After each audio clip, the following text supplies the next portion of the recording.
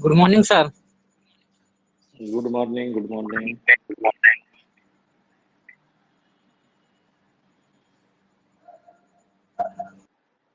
आवाज आ रही है साहब? जी सर। बोर्ड भी दिखाई दे रहा है? जी सर, हल्का धुंधला धुंधला दिखाई दे रहा है। हाँ, अभी फोकस नहीं होगा। अब देखो, अब धीरे सही हो जाएगा जब सही हुआ। सही हो गया, हो गया, हो गया सर। सही हो गया।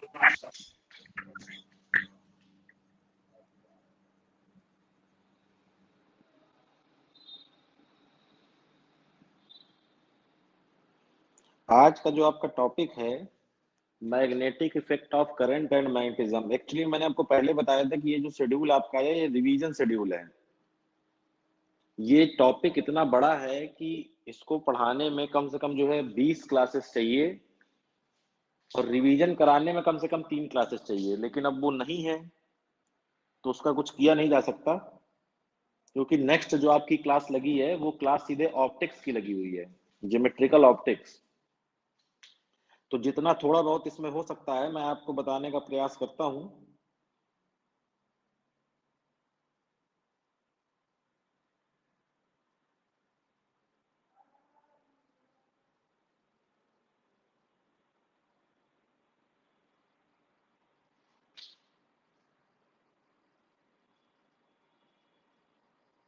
चलिए शुरू करते हैं। देखिए, जी इसकी सर, स्टार्ट। शुरुआत कहाँ से होती है? इसकी शुरुआत कहाँ से होती है? हम लोगों ने इसके पहले पढ़ा था इलेक्ट्रिक फील्ड के बारे में, मतलब वैद्युत क्षेत्र के बारे में। अब यहां से शुरुआत होती है किसकी? चुंबकीय क्षेत्र की। देखो, पहले ऐसा माना जाता था कि वैद्युत क्षेत्र और चुंबकीय क्षेत्र दोनों अलग अलग बातें हैं। काफी समय तक ये माना गया जो है कि ये दोनों अलग अलग हैं, इन दोनों का आपस में कोई लिंक नहीं है। पहले होता क्या था, जैसे अगर आपने देखा हो, आपका जो किसने कितने लोगों ने कंपास देखा है, जो दिशा बताता है?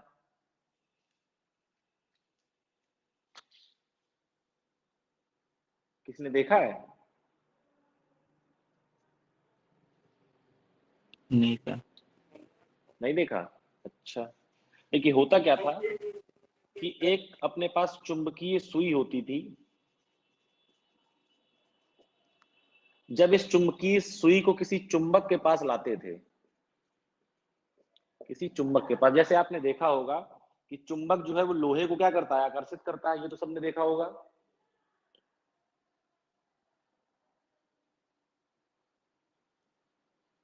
चुंबक जो है वो लोहे को क्या करता है? आकर्षित करता है। इसी तरह जो चुंबक था, जब उसके पास चुंबकीय सुई को लाते थे तो वो अपनी स्थिति से विचलित हो जाती थी। जैसे कभी इस तरह हो गई, या कभी इस तरह हो गई, या कभी घूम के इस तरह हो गई।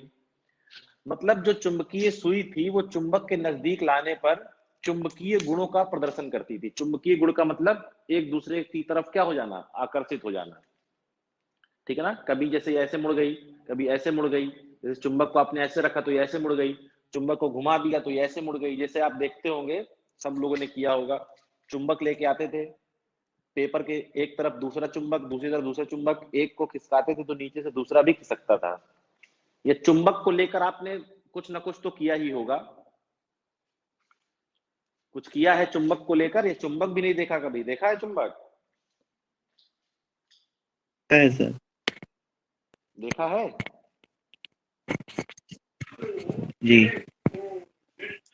तो एक वैज्ञानिक थे जिनका नाम था ऑरस्टेड। एक वैज्ञानिक थे जिनका नाम था ऑरस्टेड। उन्होंने क्या देखा कि एक अगर कोई तार है, उस तार में धारा प्रवाहित हो रही है, और यहां पर आपकी एक क्या है? चुंबकीय सुई।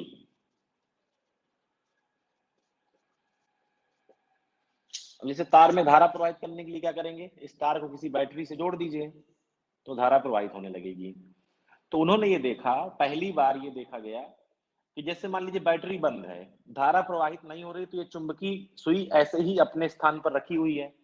जैसे ही इस तार में धारा प्रवाहित हुई तो ये चुंबकीय सुई अपने स्थिति से क्या हो गई, विचलित हो गई, ये ऐसे हो गई, तिरछी हो गई। होना क्या चाहिए था, अभी तक क्या होता था कि ये चुंबकीय सुई को हिलाने का काम, इधर उधर करने का काम केवल किसके पास था, चुंबक के पास था। लेकिन जब इस जो तार है आपका, जब इसमें धारा प्रवाहित हुई और इस तार के पास इस चुंबकीय सुई को लाया गया तो ये अपने पथ से, अपने स्थिति से क्या हो गई, विचलित हो गई।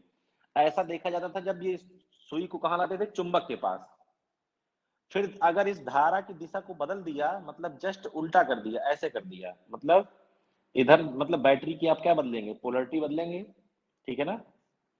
ये इसको अब क्या करेंगे, अब ये पॉजिटिव नेगेटिव, पहले उल्टा रहा होगा, तो देखा कि जैसे ही आपने धारा की दिशा बदली, देखिए पहले ये ऐसे से ऐसे हुई थी, जैसे ही धारा की दिशा बदली तो ये ऐसे घूम गई, पहले ऐसे से ऐसे, फिर ऐसे से ऐसे। मतलब किसी तार में अगर धारा प्रवाहित हो रही हो, किसी तार में अगर धारा प्रवाहित हो रही हो, उसके नजदीक जब कोई चुंबकीय सुई आती थी तो वो अपने पथ से क्या हो जाती थी, विक्षेपित हो जाती थी, विचलित हो जाती थी। यह घटना पहले किसके लिए देखी गई थी, चुंबक के लिए। तो इससे यह निष्कर्ष निकाला गया कि जो धारावाही तार है, धारावाही चालक तार, मतलब ऐसा तार जिसमें धारा प्रवाहित हो रही है, वो किसकी तरह काम करता है, चुंबक की तरह। किसकी तरह काम करता है, चुंबक की तरह। समझ रहे हैं।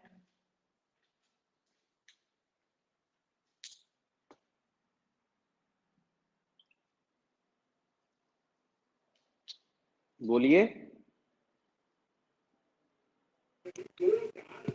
जी। तो देखिए धारा जो है, ये धारा प्रवाहित हो रही है, ये कहां का टॉपिक है, ये है वैद्युत क्षेत्र का। और ये जो चुंबकीय सुई जिसका विक्षेपण हो रहा है, वो कहां का टॉपिक है, चुंबकत्व का, चुंबकीय क्षेत्र का। तो ये ऑरस्टेड के एक्सपेरिमेंट से, ऑरस्टेड के प्रयोग से पहली बार ये रिलेशन बना कि वैद्युत क्षेत्र और चुंबकीय क्षेत्र क्या है, एक दूसरे से जुड़े हुए हैं, अलग नहीं है। धारा प्रवाहित होना कहाँ का केस है, ये आपके वैद्युत धारा का, धारा समझिए, वैद्युत धारा शब्द आ गया तो यानी कि इलेक्ट्रिक फील्ड की बात हो रही है, वैद्युत क्षेत्र की बात हो रही है। चुंबकीय सुई क्या हो रही है, विक्षेपित हो रही है, मतलब चुंबकीय क्षेत्र की बात हो रही है। तो ये पहला और स्टेट का एक्सपेरिमेंट था जिसने इस बात को बताया कि दोनों बातें क्या है, आपस में जुड़ी हुई हैं। ठीक है। अच्छा, धारा प्रवाहित होने का मतलब आप जानते होंगे, जैसे आपने पढ़ा होगा धारा की परिभाषा, आवेश प्रवाह की दर। क्या पढ़ा था आपने, आवेश प्रवाह की दर। तो ये धारा प्रवाहित हो रही है तो इलेक्ट्रॉन क्या होते हैं, प्रवाहित होते हैं, और इलेक्ट्रॉन अगर ऐसे प्रवाहित होते हैं तो धारा उसके विपरीत दिशा में, क्योंकि इलेक्ट्रॉन ऋणावेशित है।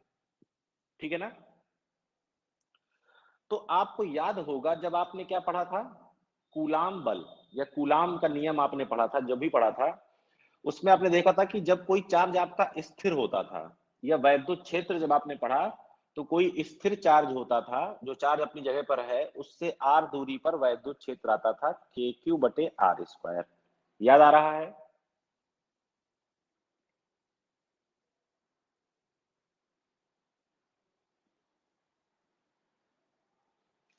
अब ये जो तार है ना, इस तार को देखिए, इस तार में देखिए चालक तार है तो इस तार में इलेक्ट्रॉन होंगे कि नहीं होंगे, बताइए।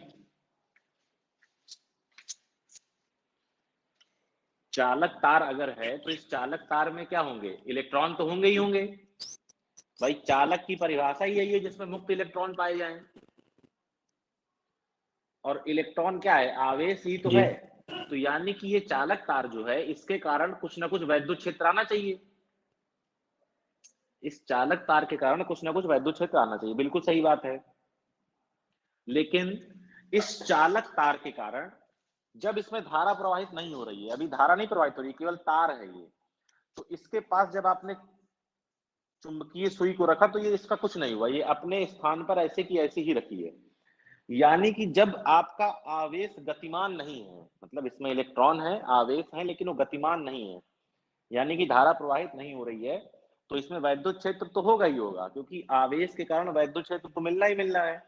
लेकिन ये सुई अपने पथ से विचलित नहीं हो रही है, इसका मतलब ये है कि चुंबकीय क्षेत्र अभी नहीं आया। लेकिन जैसे ही आपने क्या किया, बैटरी से इसको जोड़ा, बैटरी से जोड़ने का मतलब क्या है, आपने पढ़ा होगा ड्रिफ्ट वेलोसिटी के बारे में, जो इलेक्ट्रॉन को क्या देती है, धक्का, और इलेक्ट्रॉन गति करने लगते हैं। तो जैसे ही धारा प्रवाहित हुई तो ये जो सुई थी ये क्या हो गई, विक्षेपित हो गई, यानी कि अब चुंबकीय क्षेत्र आ गया। इससे ये पता चलता है कि जब आपका आवेश गतिमान होगा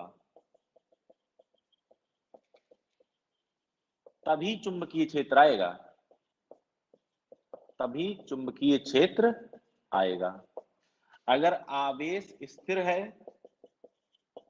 तो क्या रहेगा, केवल वैद्युत क्षेत्र। बात समझ रहे हैं? जैसे जैसे अभी इसका एक एक्सपेरिमेंट हम लोग को और पढ़ना है आगे, फैराडे का जब नियम पढ़ेंगे तब वहां पर और देखेंगे। जैसे मैं एक क्या ले लूं, जैसे ये तार है, देखिए सीधी सी बात है, तार में अभी धारा प्रवाहित नहीं हो रही, मतलब आपने स्विच बंद किया हुआ है, बटन बंद की हुई है, ये सुई ऐसी की ऐसी रखी, जैसे ही आपने स्विच खोला सुई तुरंत क्या होगा, या तो इधर या तो इधर, ये इस बात पर निर्भर करेगा कि धारा की दिशा कहाँ है। तो सुई अपने पथ से क्या होगी, विक्षेपित होगी। तो ये जो अभी आपने देखा ये एक लिंक है वैद्युत क्षेत्र और चुंबकीय क्षेत्र के बीच में, ठीक है।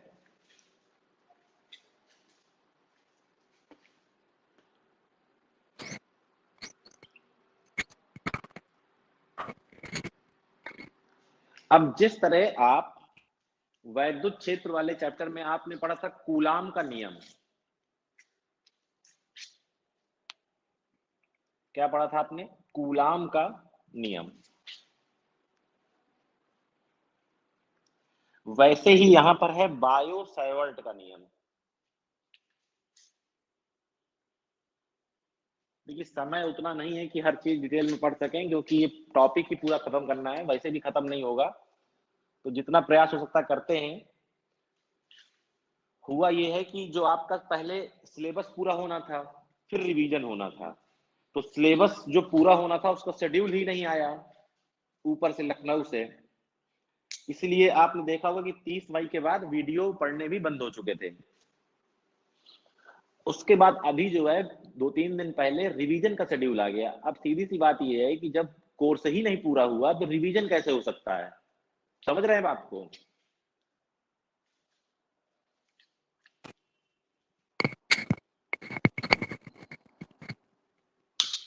लेकिन अब ये है कि ऊपर से आदेश है तो हमको पढ़ाना है और आपको पढ़ना है।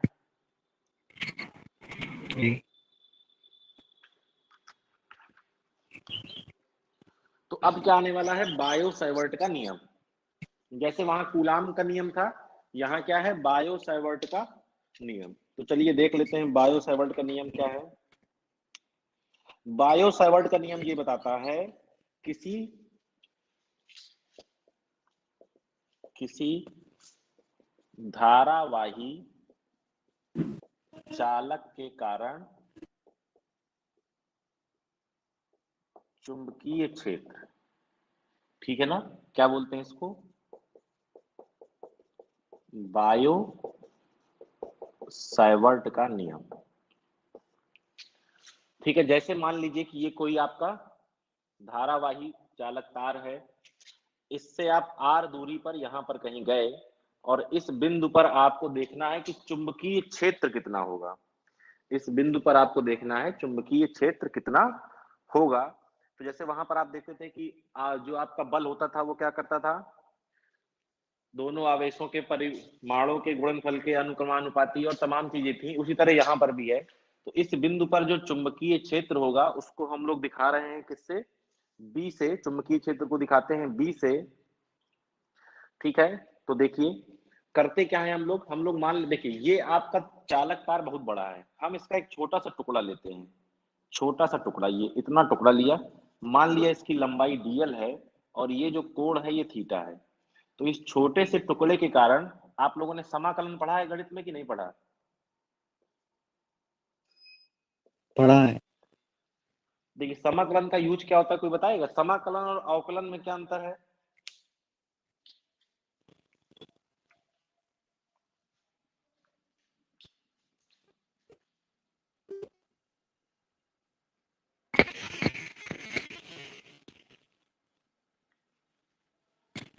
सर अंतर नहीं मालूम, चेक कर लेते हैं और अच्छा, मतलब कर लेते हैं, मालूम नहीं है क्यों करते हैं। देखिए, जब किसी बड़ी चीज को छोटे छोटे टुकड़ों में बांटना हो तो अवकलन करते हैं। जी जब छोटे छोटे टुकड़ों को जोड़ना हो तब समाकलन करते हैं। तो देखिए, हम लोग करते क्या है कि एक छोटे से टुकड़े डीएल के लिए चुंबकीय क्षेत्र निकालते हैं, यहाँ पर डीबी। इस छोटे से टुकड़े के लिए डीबी है, फिर क्या करेंगे इसका समाकलन, मतलब इस डीएल के लिए डीबी, फिर छोटा सा डीएल और लिया डीबी, फिर छोटा सा डीएल और लिया डीबी, फिर छोटा सा डीएल और लिया डीबी। पूरे डीएल डीएल जोड़ते चले जाएंगे तो क्या मिल जाएगा हमको, पूरा चुंबकीय क्षेत्र बी। खैर, आपको उससे मतलब नहीं है, रिवीजन टाइप का हम लोग पढ़ रहे हैं, तो मेरा पूरा ध्यान रहेगा कि मैं आपको जो जरूरी फॉर्मूले हैं जिससे आपके प्रश्न हल हो सके वो फॉर्मूले बता दिए जाएं। तो यहाँ पर जो चुंबकीय क्षेत्र आता है वो आता है आपका म्यू नॉट अपॉन 4 पाई, या इसी को पढ़ते हैं mu 0 upon 4 pi I D L sine theta upon R square. Mu naught upon 4 pi क्या है, ये देखिए, म्यू नॉट को बोलते हैं परमिएबिलिटी। जैसे वहां पर एप्सिलॉन नॉट था, यहाँ पर म्यू नॉट है, और म्यू नॉट अपॉन 4 पाई पूरे का मान होता है 10 की घाते -7, या अगर केवल म्यू नॉट का मान निकालना हो तो 4 पाई इंटू 10 की पावर 7। ये क्या है, एक कांस्टेंट है। आई क्या है, जो धारा इसमें प्रवाहित हो रही है। डीएल क्या है, जितनी आपने लंबाई ली है। साइन थीटा क्या है, तार और बिंदु के बीच का कोण, ध्यान दीजिएगा, तार और बिंदु के बीच का कोण। और आर क्या है, तार से उस बिंदु तक की दूरी। ये क्या मिला आपको, चुंबकीय क्षेत्र। ठीक है,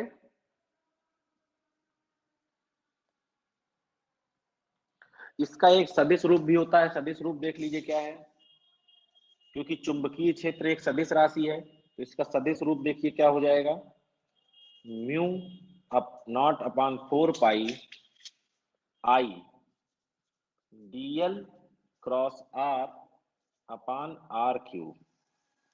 देखिए यहां पर हुआ क्या है, आर स्क्वायर से आर क्यूब हो गया है, डीएल साइन थीटा की जगह डीएल क्रॉस आर लिखा है। ये बताइए ए क्रॉस बी क्या होता है, मालूम है?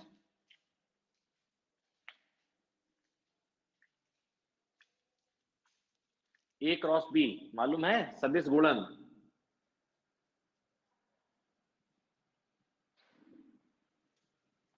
क्यों भाई, सदिश गुणन जानते हैं आप लोग? जिस तरह अदिश गुणन होता है ए डॉट बी, क्या होता है, ए बी कॉस थीटा, उस तरह ये क्या होता है, ए बी साइन थीटा। तो देखिए, अगर मैं डीएल क्रॉस आर लिखूं तो क्या हो जाएगा, डीएल फिर आर फिर साइन थीटा, और नीचे क्या है, आर क्यूब। तो देखिए एक आर से एक आर खत्म, तो क्या जाएगा, डीएल साइन थीटा बटे आर स्क्वायर। तो लिखा देखिए, ये चीज यही लिखी हुई है, डीएल साइन थीटा बटे आर स्क्वायर, और ये दोनों चीजें क्या है, आपस में सेम ही है, बस ये सदिश रूप में लिख दिया है, ये नॉर्मल रूप में लिखा है। ठीक है ना, तो ये इसका क्या हो गया, सदिश रूप हो गया। क्लियर? ये सूत्र नोट करते जाइए, सूत्र नोट करते जाइए।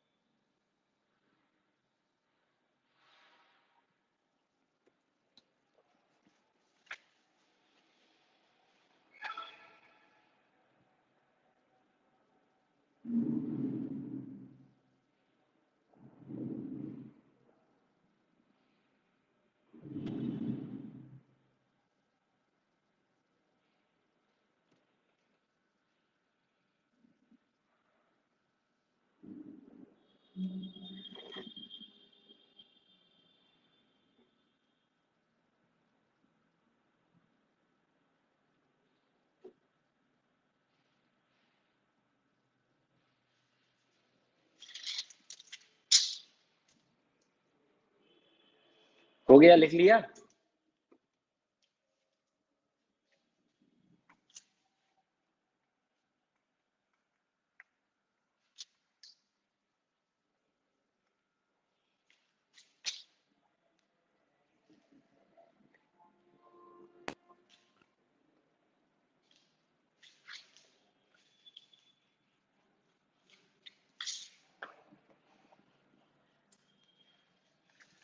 अब देखिए कुछ फॉर्मूले हैं, उन फॉर्मूलों को लिखते चलेंगे।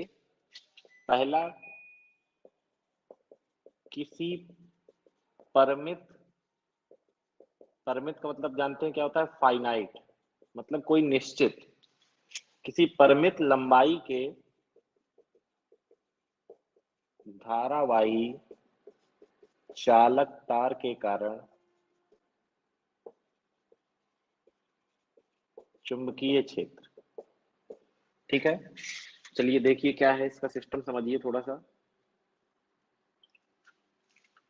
ये आपका कोई तार है, ठीक है, इस और यहां पर एक बिंदु है। इस बिंदु से इस तार तक की जो दूरी है वो है a।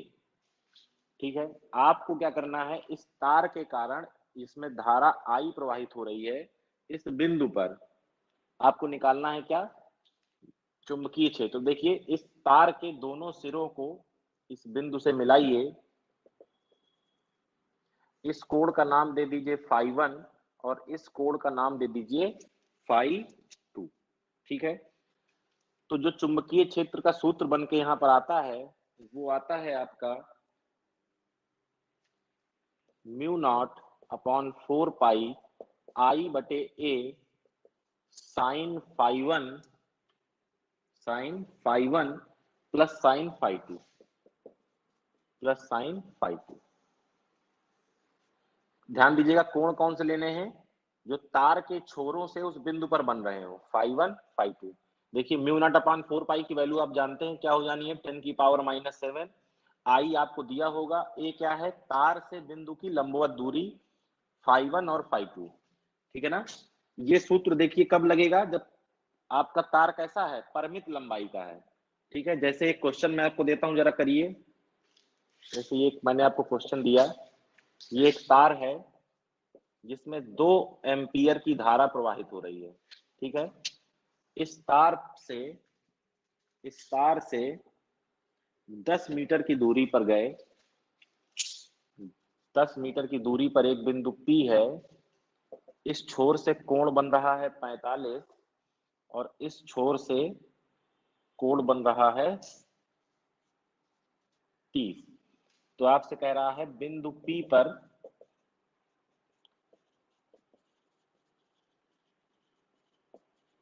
चुंबकीय क्षेत्र बताइए। चलो करो जरा, इसी देखो सूत्र में मान रखना है, बाकी चीजें तुम्हें सब दी हुई है। φ1 φ2 दिया हुआ है, I दिया हुआ है, A दिया है, म्यू नॉट अपॉन 4 पाई तुमको पता रहता है पहले से ही। ठीक है ना? चलो जरा करके बताओ कितना आएगा।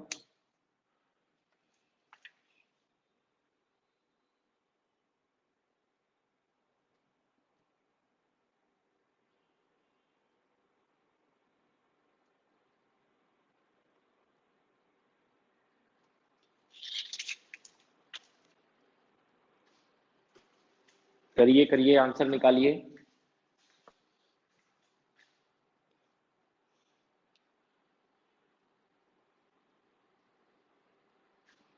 क्वेश्चन को सॉल्व करिए, सूत्र आपके बगल में लिखा हुआ है। म्यू नॉट अपॉन 4 पाई की वैल्यू रख दीजिए 10 की पावर -7। I का मान 2 है, A का मान 10 है, साइन φ1 साइन 45 प्लस साइन 30। जरा उत्तर निकालिए।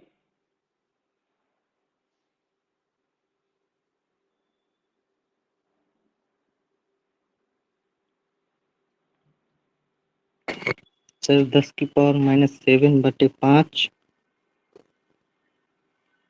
10 की घात -7/5। हाँ ठीक है, और इंटू √2 + 2/2 सही है। और बाकी के जो लोग हैं वो निकालें, संजय, यशमान,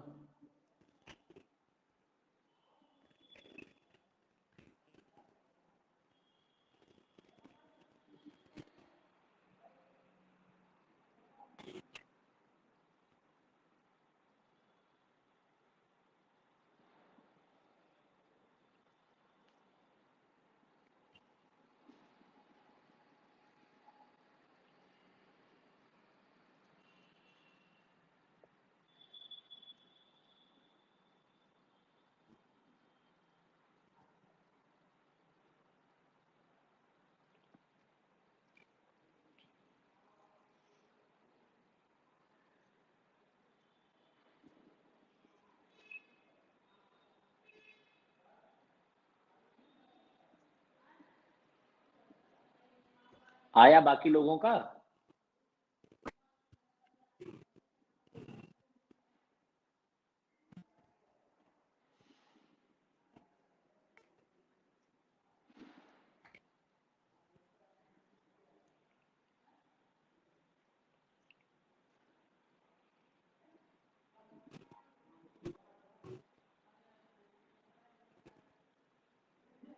संजय, यशमान,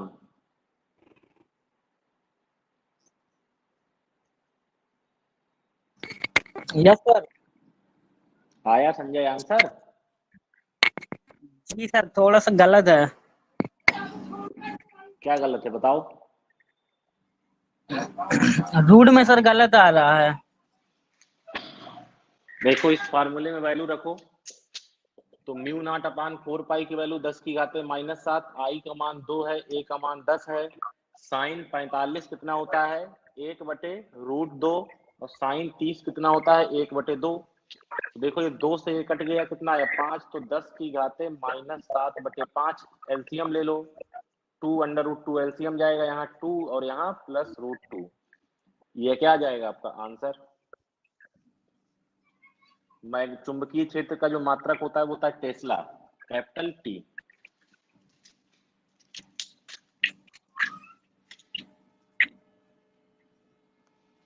अब देखिए दूसरा फॉर्मूला देखते हैं।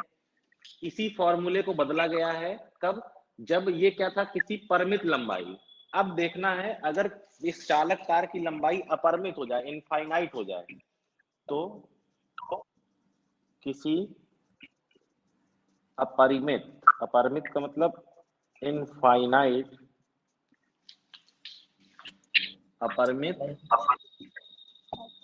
लंबाई के तार के कारण चुंबकीय क्षेत्र। तो देखिए ये फॉर्मूला जो है आपका बदल जाता है, म्यू नॉट आई अपॉन 2 पाई ए। देखिए हुआ क्या, ये आई बटे ए जो यहाँ है वो यहाँ भी है, ये म्यू नॉट अपान 4 पाई जो था वो क्या हो चुका है अब म्यू नॉट अपान 2 पाई, और यहाँ सब गायब है, मतलब कोई भी साइन का टर्म नहीं आ रहा है। ठीक है ना, ये फॉर्मूला भी इंपॉर्टेंट है, इसको भी आप लोग ध्यान रखे रहेंगे।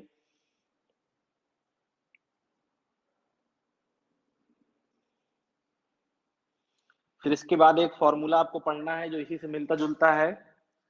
कोई अगर वृत्तीय लूप है, कोई करंट कैरिंग लूप है,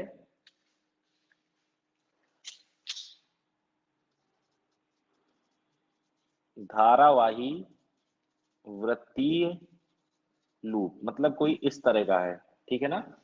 तो देखिए उसके कारण वैद्युत क्षेत्र की तीव्रता को भी आप देख सकते हैं, क्या हो जाएगी समझिएगा जरा। कहां पर देख रहे हैं हम लोग, इसके केंद्र पर, ठीक है ना। इसकी त्रिज्या कितनी है ए, धारा इसमें प्रवाहित हो रही है आई, तो केंद्र पर जो चुंबकीय क्षेत्र बी है वो आएगा mu not I upon 2a।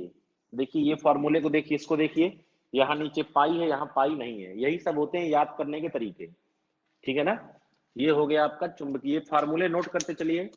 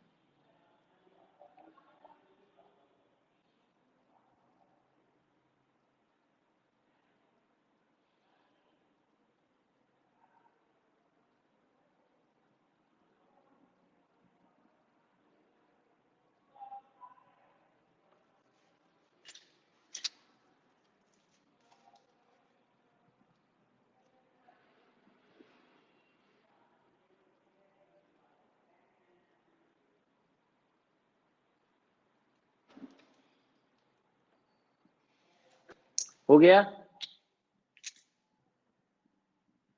Ji sir. अब देखिए, अब आपको देखना है एम्पियर का नियम, नाम सुना होगा।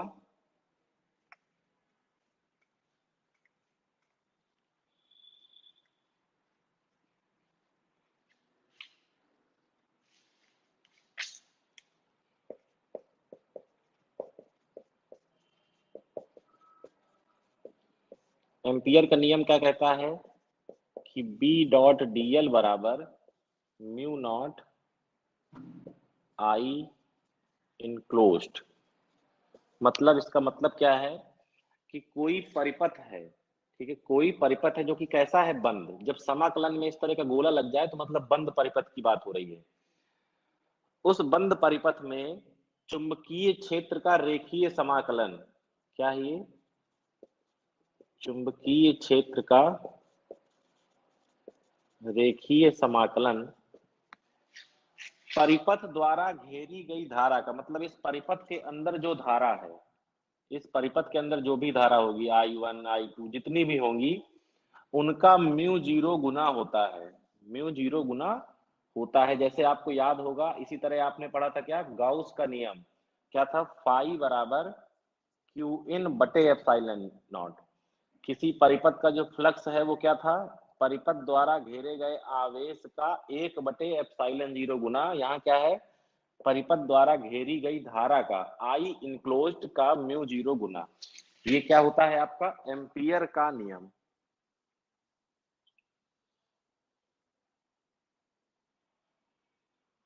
इसके बाद आपको एक फॉर्मूला याद रखना है, सोलेनॉइड। सोलेनॉइड के भीतर बिंदु पर जो चुंबकीय क्षेत्र है वो होता है म्यू जीरो एन आई। म्यू जीरो को आप जानते हैं, एन क्या है, एकांक लंबाई में फेरों की संख्या, और आई धारा। सोलेनाइड नाम सुना है कभी? अरे जो इस तरह का होता है,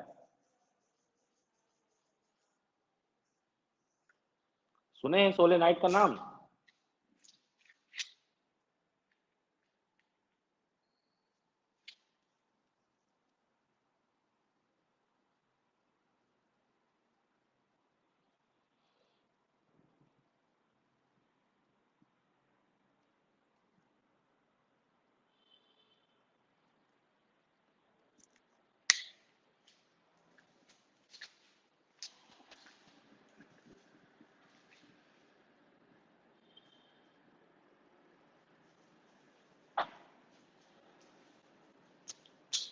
सोलेनाइड किसी ने सुना है?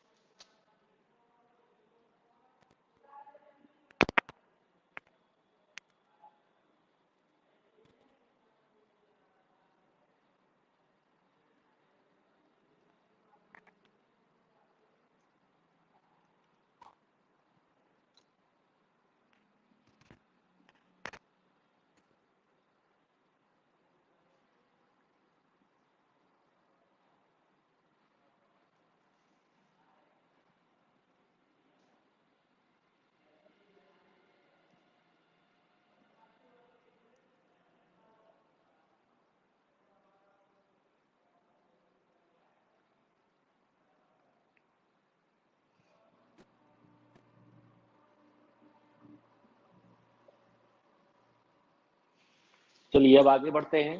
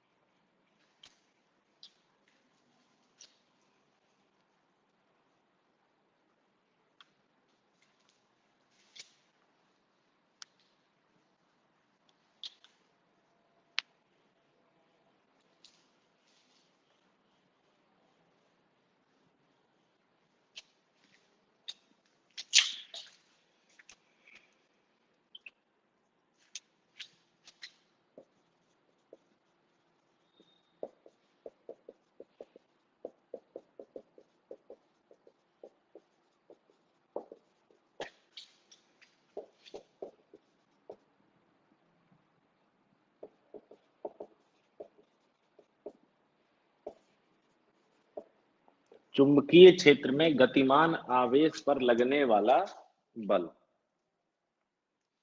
देखिए चुंबकीय क्षेत्र जो है उसकी दिशा, देखिए सदिश राशि है तो उसकी दिशा होगी। इसकी दिशा के लिए हम दो तरह के चिन्ह का यूज करते हैं, एक ये वाला चिन्ह और एक ये वाला चिन्ह। अब जरा मुझे कोई बताए कि इन दोनों चिन्ह का मतलब क्या है। इन दोनों चिन्ह का मतलब क्या है? आप लोगों ने इंटरमीडिएट में थोड़ा बहुत तो पढ़ा ही होगा इसको।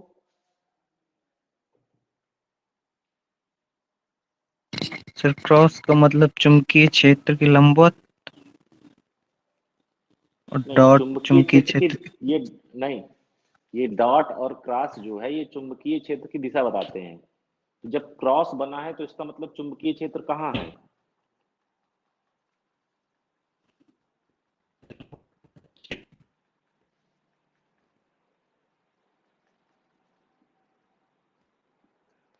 अच्छा, तीर देखा है तुमने कभी? तीर पिक्चरों में तो देखा ही होगा, उसमें सीरियल में, रामायण वगैरह में तीर।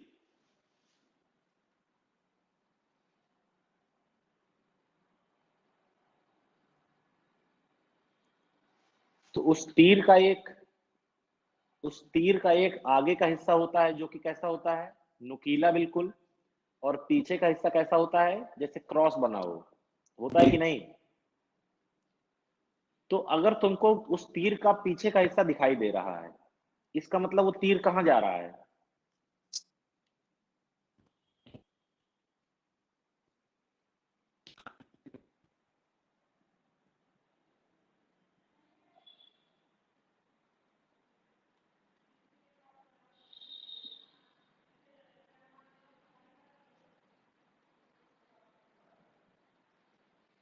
जब हमको तीर का पीछे का हिस्सा दिखाई देगा, मतलब तीर कहाँ जा रहा है, जैसे ये समझिए व्हाइट बोर्ड दिख रहा है, तो जब आपको पीछे का हिस्सा दिखाई देगा तो इसका मतलब ये देखिए, जैसे ये तीर है, ये इसका आगे का हिस्सा है, ये इसके पीछे का हिस्सा है। अब ये तीर ऐसे जा रहा है तो आपको पीछे कैसे दिखाई दे रहा है? तो यहीं से इसका रिलेशन निकाला गया कि जब ये बना है तो मतलब चुंबकीय क्षेत्र कहाँ है, अंदर की ओर। बोर्ड में कहाँ है, अंदर की ओर। और जब ये आगे का हिस्सा आपको दिखाई देगा, मतलब ये ऐसे आ रहा है, तो मतलब चुंबकीय क्षेत्र कहाँ है, बाहर की ओर। ठीक है। तो अब जैसे मान लीजिए कि कोई आपका, हमें ये देखना है, देखिए ये आपकी क्या थी, एक मान लीजिए आपको कोई चालक तार है जिसमें धारा प्रवाहित हो रही है। तो अभी आपने शुरू शुरू में देखा था कि एक धारावाही चालक जो है वो अपने चारों तरफ एक चुंबकीय क्षेत्र बनाता है। भाई ये जब चुंबकीय क्षेत्र बनाएगा, जैसे आपने देखा था वैद्युत क्षेत्र होता था किसी आवेश के चारों तरफ, उसमें जब आप किसी दूसरे आवेश को लाते थे तो उस पर क्या लगता था, बल लगता था, प्रतिकर्षण का या आकर्षण का। इसी तरह आपने देखा था कि जब यहाँ पर हम कोई चुंबकीय सुई रखते थे तो या तो वो इस तरफ हो जाती थी या तो इस तरफ। इस तरफ या इस तरफ होने का मतलब क्या है, उस पर कुछ ना कुछ बल लगा, और बल किसकी वजह से लगा, इसकी वजह से। यानी कि हम ये कह सकते हैं कि कोई चालक तार अपने चारों तरफ चुंबकीय क्षेत्र का निर्माण करता है। उस चुंबकीय क्षेत्र की दिशा देखने के लिए आप अपना दाहिना हाथ लीजिए, जिस दिशा में धारा प्रवाहित हो रही है उधर अंगूठे को रख दीजिए और अपनी उंगलियों को मोड़िए। जहां आपकी उंगलियां जा रही हो वो क्या है, चुंबकीय क्षेत्र की दिशा। तो जैसे आपने इस तरह रखा और इसको मोड़ेंगे तो उंगलियां कहाँ जाएंगी, अंदर। यानी कि चुंबकीय क्षेत्र यहाँ पर कैसा होगा, अंदर। चुंबकीय क्षेत्र कैसा होगा, अंदर। अगर ये धारा इस तरह प्रवाहित हो रही होती, ध्यान से देखिए, अगर ये धारा इस तरह प्रवाहित हो रही होती तो आप इसको कैसे रखते, देखिए आप इसको ऐसे रखते, ये ऐसे। और अब देखिए आपकी उंगलियां कहाँ आ रही है, बाहर की ओर। तो चुंबकीय क्षेत्र कहाँ होता है, बाहर की ओर। अब यहाँ पर मान लीजिए कोई आवेश Q है जो कि v वेग से ऊपर की ओर जा रहा है। कोई आवेश Q है जो v वेग से ऊपर की ओर जा रहा है। तो इस पर क्या लगेगा भैया, इस पर एक बल लगेगा। वो जो बल है वो बल होता है Q v क्रॉस b। बल एक सदिश राशि है, Q v cross b। Q क्या है, उसका आवेश, v क्या है, उसका वेग, और b क्या है, चुंबकीय क्षेत्र यहाँ पर जो आने वाला है। ठीक है। अगर हम इसका क्या ले लें, केवल परिमाण ले लें, तो देखिए क्या हो जाएगा, Q और वी क्रॉस बी क्या होता है, V B sine theta. A cross B A B sine theta, तो V cross B V B sine theta.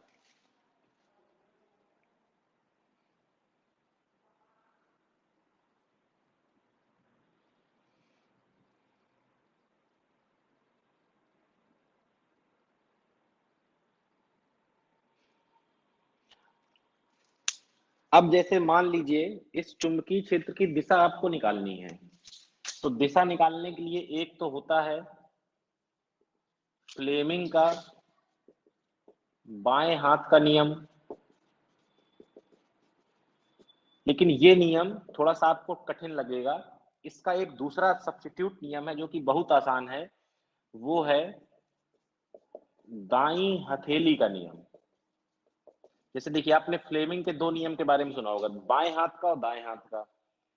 तो ये जो बाएं हाथ वाला नियम है, इसके लिए हमारे पास एक ये बेहतरीन सब्स्टिट्यूट है जो इसका पूरा काम करता है और आसानी से करता है। अभी देखिए दोनों के बारे में बात करेंगे। तो कुछ कंडीशन मैं यहाँ बना रहा हूं, आपको बताना है कि जो आपका बल है वो कहाँ होगा। नॉर्मली जो आपका फ्लेमिंग का बाएं हाथ का नियम है वो क्या कहता है कि अपने अंगूठे और अपनी ये पहली वाली उंगली और दूसरी वाली उंगली जो कि अभी मेरी टूटी हुई है, इसको 90 डिग्री पर मोड़िए। कि देखिए ये 90 डिग्री पर तीनों है। अगर अंगूठे पर जो है, अगर मान लीजिए आगे वाली उंगली पर जो ये पहली उंगली होती है इस पर चुंबकीय क्षेत्र है, इस वाली पर चुंबकीय क्षेत्र है, इस वाली पर धारा है, तो जो अंगूठा है वो बल की दिशा बताएगा। दाई हथेली क्या कहती है, दाई हथेली का काम बहुत आसान। दाई हथेली ये कहती है कि अपनी उंगलियों को, ये दाया हाथ लीजिए, अपनी उंगलियों को ले जाओ चुंबकीय क्षेत्र की दिशा में, अपने अंगूठे को करो धारा की दिशा में। तो जो ये आपकी हथेली है, जैसे ये हथेली अगर ऐसे है तो ये बल बाहर की ओर, हथेली ऐसे है तो बल इधर, हथेली ऐसे है तो बल इधर, हथेली ऐसे है तो बल ऊपर, हथेली ऐसे है तो बल नीचे। तो ये आपको नियम बहुत आसान पड़ता है। अब चलिए कुछ कंडीशन बना लेते हैं जिसमें आपको बताना है कि बल कहाँ लगेगा। तो चलिए देखिए, ये एक चुंबकीय क्षेत्र है जो कि कहाँ है, अंदर की तरफ, क्रॉस का मतलब अंदर की तरफ। एक आवेश Q है जो इस तरफ जा रहा है, एक आवेश Q है जो इस तरफ जा रहा है। चुंबकीय क्षेत्र कहाँ है, ये B, क्रॉस बना है मतलब अंदर की ओर। तो बताइए कि इस पर बल जो है वो किस दिशा में लगेगा। चलो बताओ।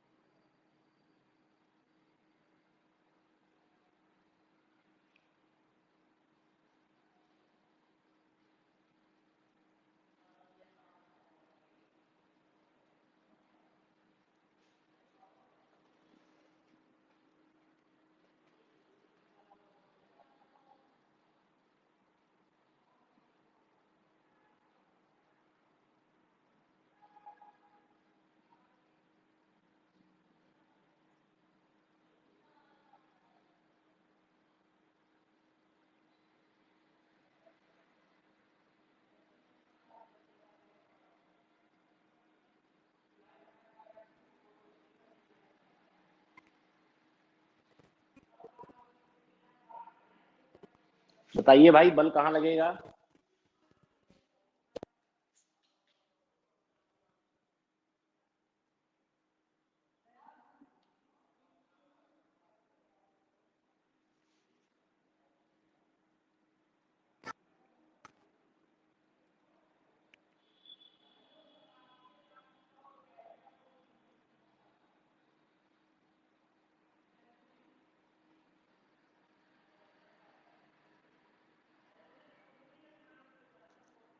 कौशल,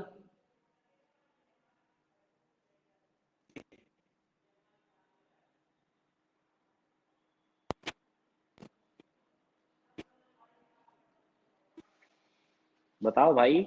देखो दाई हथेली का, चलो मैं एक बार बना देता हूँ यहाँ। लंबवत सर। देखिए, जैसे ये आपका अंगूठा हो वीडियो गया, रुक जाता है, ये आवाज। ये आपकी उंगलियां हो गई, और ये आपकी क्या हो गई, हथेली हो गई। तो ये उंगली, ये अंगूठा आपका कहाँ जाना है?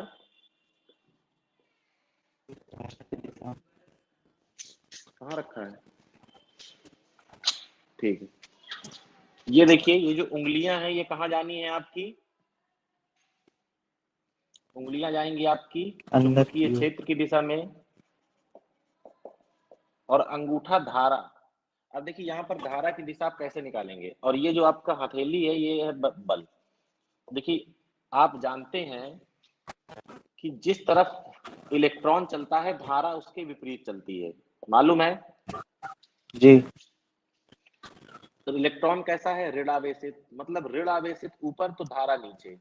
तो इसका दूसरा सेंस हम लोग ये निकालते हैं कि धन आवेश जिस तरफ चलेगा, पॉजिटिव जिस तरफ चलेगा धारा उस तरफ चलेगी, निगेटिव जिस तरफ चलेगा धारा उसके विपरीत चलेगी। यहां से आप क्या निकाल सकते हैं? धारा की दिशा। तो ये आपका प्लस क्यू आवेश इस तरफ जा रहा है, इसका मतलब धारा किस तरफ जा रही है? इस तरफ। तो अब आपको देखिए क्या मिल गया, चुंबकीय क्षेत्र। देखिए अंदर की तरफ करिए, अंगूठे को धारा की दिशा में, तो ऐसे कर दिया। देखिए चुंबकीय क्षेत्र अंदर, अंगूठा धारा की दिशा में, तो हथेली कहाँ है? ऊपर, यानी कि इस पर जो बल लगेगा वो कहाँ लगेगा? ऊपर। समझ रहे हैं?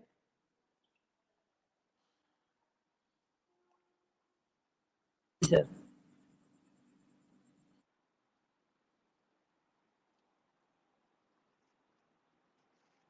चलिए एक और देखते हैं।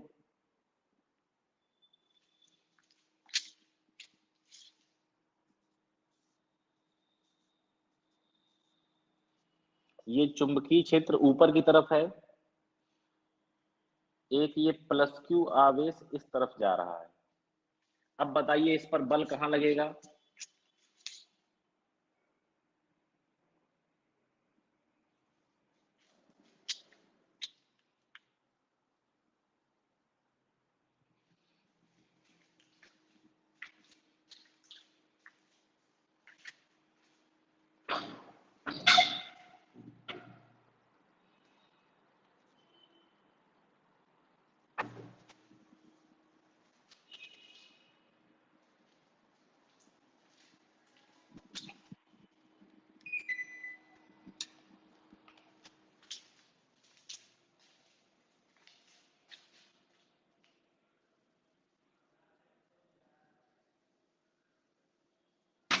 सर धारा प्लस की तरफ जाएगी।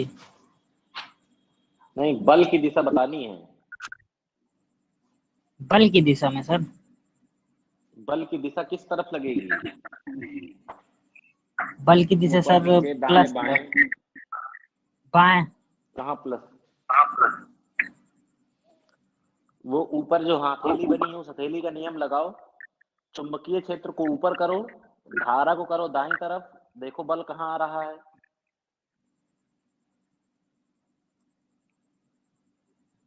माइनस। कौन सा माइनस? धारा का सर।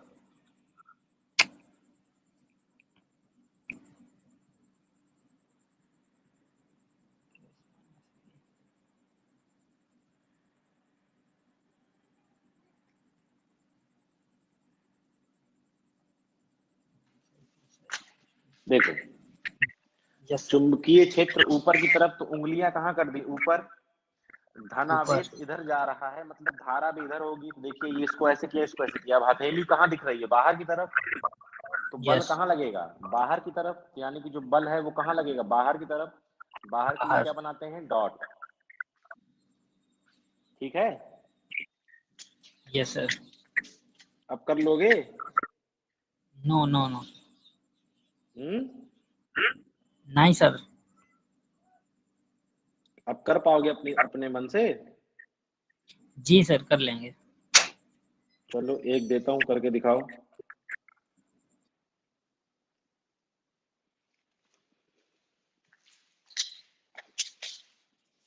एक चुंबकीय क्षेत्र है, ये कहाँ है? अंदर की ओर।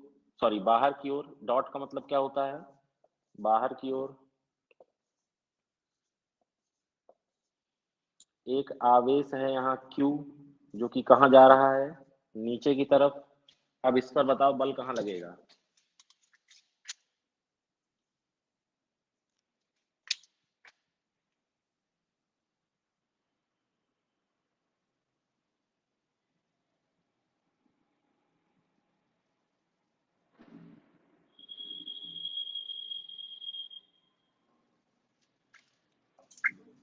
सर बाहर की तरफ लगेगा बल। अरे चुंबकीय क्षेत्र बाहर की तरफ है बेटा, तो बल बाहर की तरफ कैसे लगेगा। चुंबकीय क्षेत्र बाहर की तरफ अंदर लगेगा। तुक्का मार रहे हो तुम भी जो है।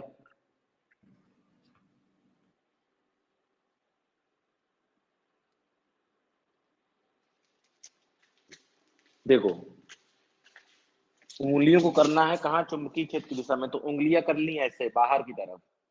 आवेश कहाँ जा रहा है, नीचे। अब ये देखो हथेली किस तरफ है, इस तरफ है, तो बल कहाँ लगेगा, इस तरफ। चुंबकीय क्षेत्र बाहर की तरफ, तो इसको किया उंगलियों को बाहर की तरफ, अंगूठा किया धारा की दिशा में, तो नीचे किया, तो हथेली कहाँ जा रही है, उस तरफ, तो यानी कि बल कहाँ है, उस तरफ। चलो नोट करो इसको, यहां तक बनाओ।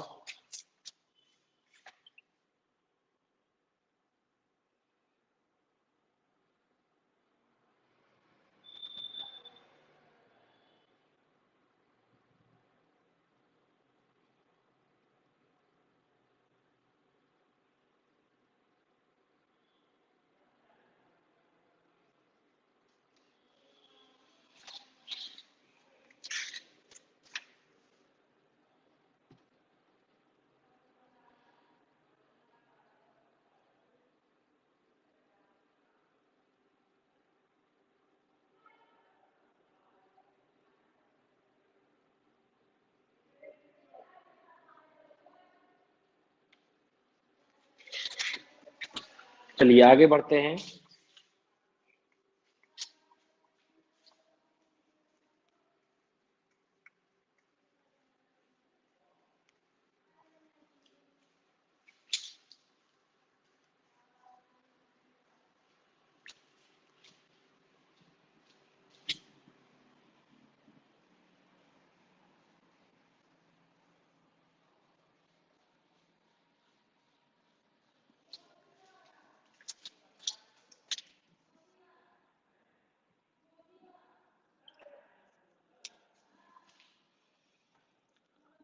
अब है एक लॉरेंज, हिंदी में लॉरेंज बल। लॉरेंज बल कब होता है, जब चुंबकीय क्षेत्र भी हो और वैद्युत क्षेत्र भी हो। तब अगर यहाँ पर कोई आवेश है Q, जो कि v वेग से जा रहा है आगे, तो उस पर जो कुल बल लगेगा वो आपने देखा अभी QE किसकी वजह से लगता है, वैद्युत क्षेत्र की वजह से। और अभी आपने देखा था कि Q V क्रॉस B लगता था चुंबकीय क्षेत्र की वजह से। Q को बाहर लिख लीजिए, तो E plus V cross B, ये है आपका लॉरेंज बल। जब चुंबकीय क्षेत्र और वैद्युत क्षेत्र दोनों उपस्थित हों।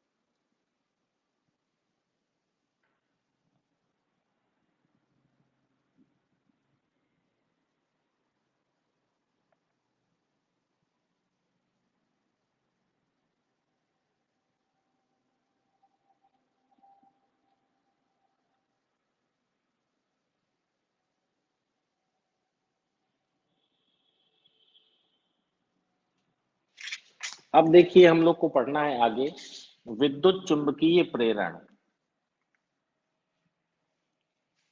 तो विद्युत चुंबकीय प्रेरण पढ़ने से पहले हम लोग पढ़ेंगे चुंबकीय फ्लक्स। कल आप लोगों को पढ़ाया था वैद्युत फ्लक्स। अब बताइए वैद्युत फ्लक्स क्या होता है, जरा बताइए मुझे।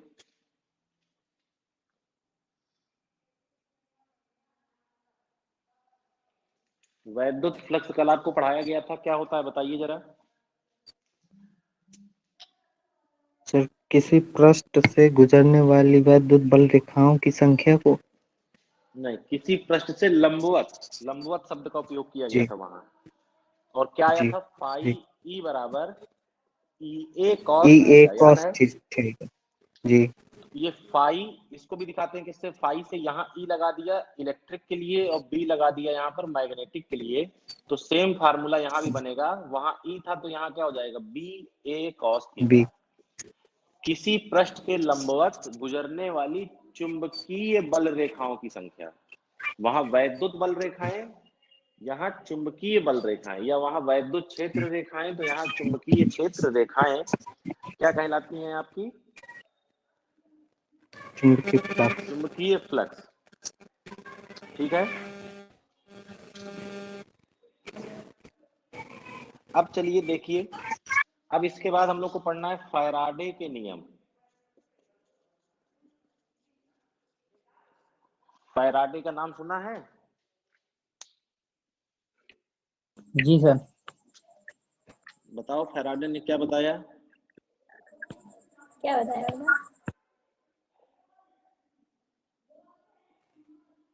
जब सर किसी कुंडली को चुंबकीय क्षेत्र के लंबवत रखकर घुमाते हैं तो उसके फ्लक्स में परिवर्तन होता है, जिससे एक वाहक बल उत्पन्न होता है। सही है, याद और है सर तुम्हें इसका मतलब। दूसरा नियम था कि किसी कुंडली में उत्पन्न धारा तो उस समय उसका सदैव विरोध करती है, जिससे वह स्वयं उत्पन्न होती है। हम्म। दो नियम दिए थे सर। देखिए फैराडे ने ये बताया कि जब भी किसी आपकी कोई कुंडली है, उससे जो जी आपका चुंबकीय फ्लक्स है, अगर उस फ्लक्स में परिवर्तन होगा, फ्लक्स में परिवर्तन होने का मतलब क्या है कि आप कुंडली और चुंबक के बीच क्या करा सकते हैं, सापेक्ष गति करा सकते हैं। ठीक है ना। तो जब जी भी उससे फ्लक्स में परिवर्तन होगा तो उस कुंडली में एक प्रेरित विद्युत वाहक बल उत्पन्न होगा, और जी प्रेरित विद्युत वाहक बल जब उत्पन्न होगा तो एक धारा भी प्रवाहित होगी, और यह जो धारा है ये हमेशा उस कारण का विरोध करती है जिसके कारण यह खुद उत्पन्न होती है। ठीक है ना।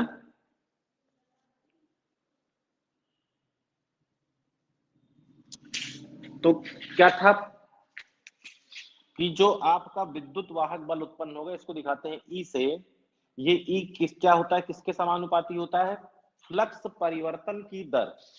तो फ्लक्स परिवर्तन की दर क्या हो गई, D phi by D T. ठीक है ना।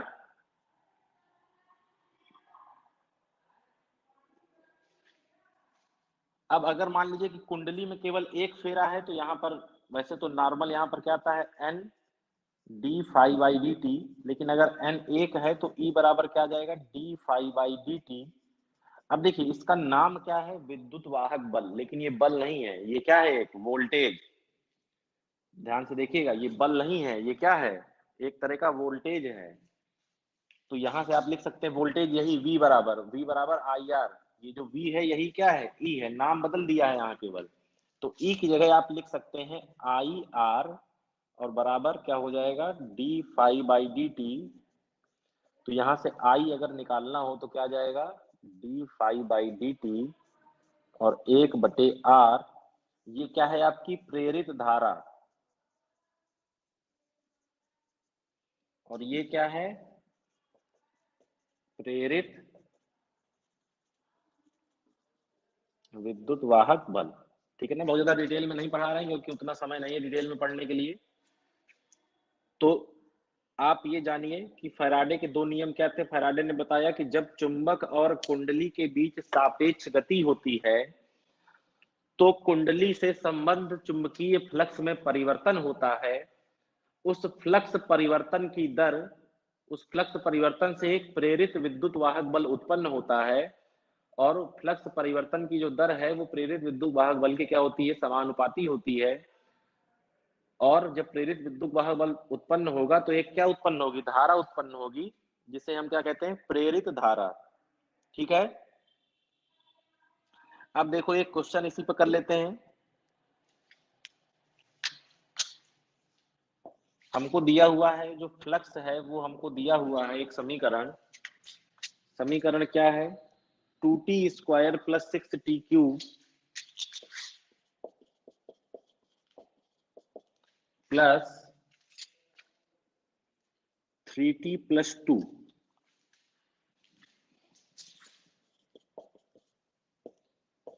ठीक है, ये आपको दिया है फ्लक्स।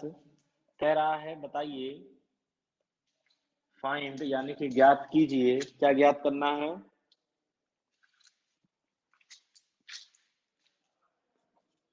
विद्युत वाहक बल का परिमाण t बराबर 2 सेकेंड पर बताइए। t बराबर 2 सेकेंड पर बताइए कि t बराबर 2 सेकेंड पर प्रेरित विद्युत वाहक बल कितना होगा। तो देखिए आपको क्या करना है, E बराबर d∅dt करिए। पहले क्या निकालिए, E निकालिए। फिर जहां पर t आए वहां पर t बराबर क्या रख देना है, 2 रख देना है। करो जरा, अवकलन करना है। d∅dt क्या है, अवकलन करना है समय के सापेक्ष। करिए, कर सकते हैं, अवकलन कर दीजिए इसका।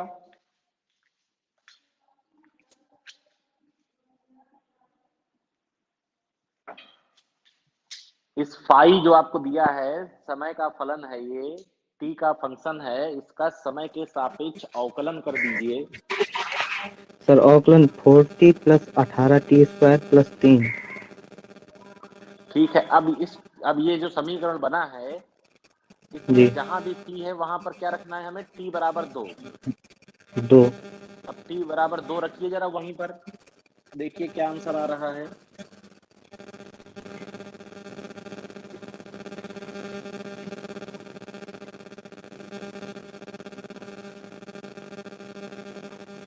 तिरासी सर। 83 आ रहा है, जी सही आ रहा है। मात्रक क्या लिखोगे ई का, ठीक है सर।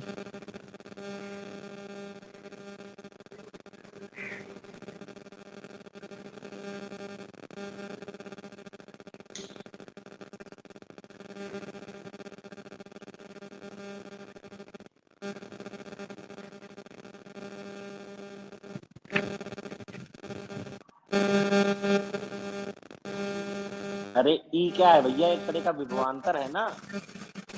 विभवांतर जी का मात्रक क्या होता है, वोल्ट। नाम है जी उसका विद्युत वाहक बल, उसका बल से कोई लेना देना नहीं है, केवल नाम है, बाकी काम उसका सब क्या है। तभी तो देखिए यहाँ पर हमने क्या जी लिखा है, ई बराबर IR। जी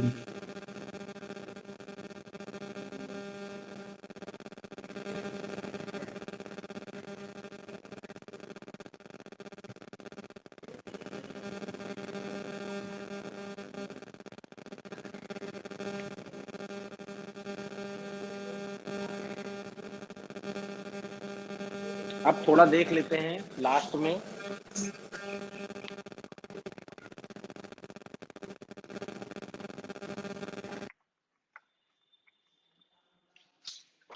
तुमने नाम सुना होगा स्वप्रेरण और अन्योन्य प्रेरण का, सुना है। जी सर सुना तो।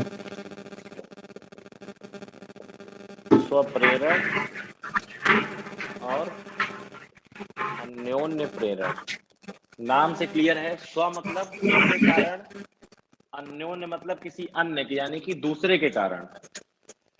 बताओ क्या होता है,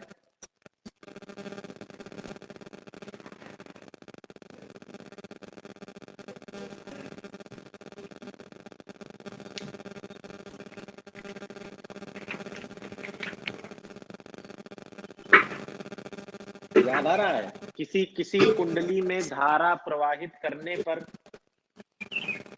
उसमें क्या उत्पन्न होता है? फ्लक्स उत्पन्न होता है।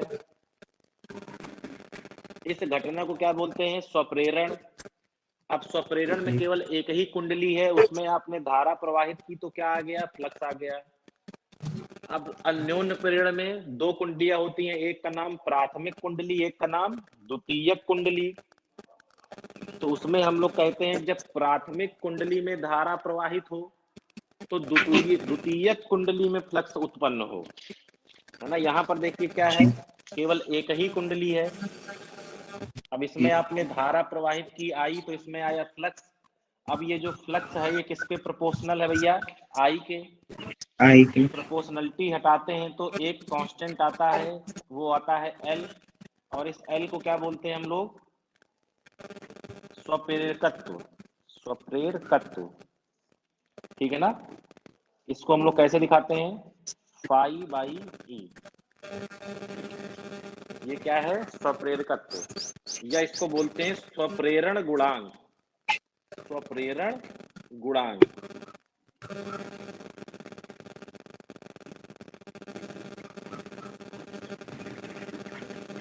ठीक है ना।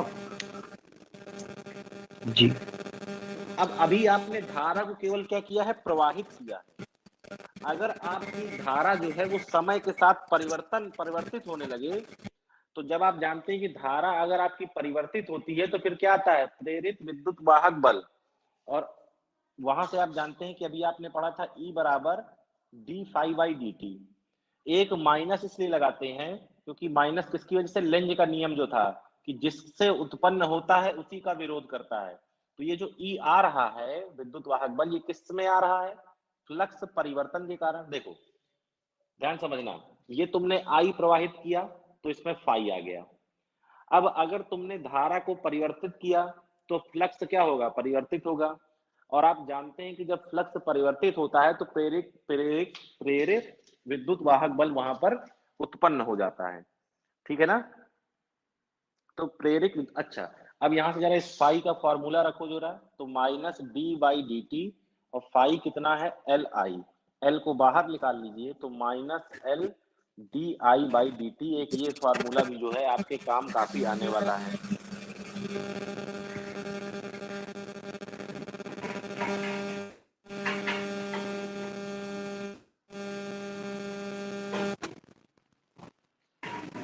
ठीक है ना। इसी तरह आपको क्या देखना है? अन्योन्य प्रेरण। अन्योन्य प्रेरण में क्या होता है कि कुंडलियां कितनी होती हैं? दो कुंडलियां होती हैं। दो कुंडलियां होती हैं, पास पास रखी होती हैं। एक में धारा क्या करते हैं आप? प्रवाहित करते हैं। तो दूसरे में क्या आता है? फ्लक्स आता है ना। तो यहाँ से हम दिखा देते हैं दूसरे का जो फ्लक्स है वो पहले की धारा की क्या है? अनुक्रमानुपाती।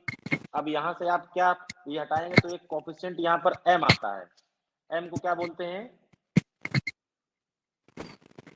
अन्योन्य प्रेरण गुणांक या अन्योन्य प्रेरकत्व, जो भी आप कहना चाहें। और यहाँ से m क्या हो जाता है? phi2 upon phi1। पहले की धारा दूसरे का फ्लक्स, या दूसरे की धारा पहले का फ्लक्स, ठीक है ना। जी। मैंने पहले ही बताया कि ये टॉपिक जो है चुंबकीय क्षेत्र वाली, ये बहुत बड़े टॉपिक है। इनको पूरा पढ़ाने में जो है हम लोगों को कोचिंग में कम से कम जो है 25 क्लास चाहिए, एक घंटे की। और 25 क्लास जिस चीज को पढ़ाने में चाहिए, कम से कम 5 क्लास तो रिवीजन कराने में चाहिए ही चाहिए। अब एक क्लास मिली हुई है शेड्यूल में, तो भैया जितना हो सकता था उतना देखो बता दिया गया। अब जो फिजिक्स की नेक्स्ट क्लास आपकी है अगले गुरुवार को, वो एक दूसरे सर हैं, वो पढ़ाएंगे। वो आपको पढ़ाएंगे रेखीय प्रकाशिकी, ज्योमेट्रिकल ऑप्टिक्स, जिसमें परावर्तन अपवर्तन वगैरह ये सब चीजें होती हैं। बाकी जो मंडे को आपकी गणित की क्लास चलनी है वो चलेगी बढ़िया, उसमें आइएगा। तो उसमें आपको एक सर हैं वो पढ़ाएंगे बढ़िया। आपका टॉपिक है डिफरेंशियल कैलकुलस, मतलब अवकलन समाकलन जो है आपको बढ़िया तरीके से बताया जाएगा। कौन सर पढ़ाएंगे सर? अनिल सर पढ़ाएंगे? नहीं, सुखदेव तिवारी सर जो हैं। उनसे सर पढ़ चुके हैं, अनिल सर से बेटर समझाते हैं। अनिल सर बेटर समझाते हैं। सुखदेव तिवारी सर पढ़ाएंगे। अभी तुम जी लोगों का सर। अनुभव जी। जो है, अभी तुम लोगों का अनुभव अभी काफी कम है। जी थोड़ा सा जब पढ़ोगे तब तुम्हें समझ में आएगा कि कौन सर बढ़िया पढ़ाते हैं, कौन खराब पढ़ाते हैं। अभी 2-4 क्लासें करके किसी पर टिप्पणी करना सही बात नहीं है। जी सर। सुखदेव तिवारी सर पिछले 20 सालों से गणित पढ़ा रहे हैं, समझ रहे हो। जी सर। हम्म।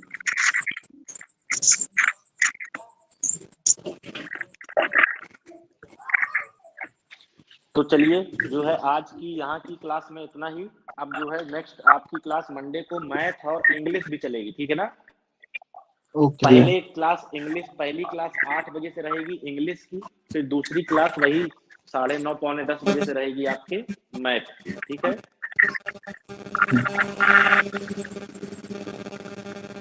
ठीक है। जी। और बताइए, और कोई समस्या। नो सर, कोई समस्या नहीं है। बस यार तुम लोग आ नहीं रहे हो, 1-2 लोग आते हो केवल, 4-6 लोग, और थोड़ा संख्या बढ़ाओ। सर कोई नहीं, आप आ रहे हैं तो क्या कर सकते हैं।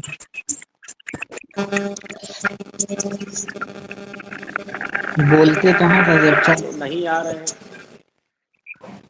नहीं आ रहे हैं तो कोई बात नहीं, जो आ रहे हैं वो वही लोग काम करते रहेंगे। जी सर। चलिए ठीक है, फिर मंडे को आप लोग क्लास में आइएगा, मैथ और इंग्लिश की क्लास रहेगी आपकी।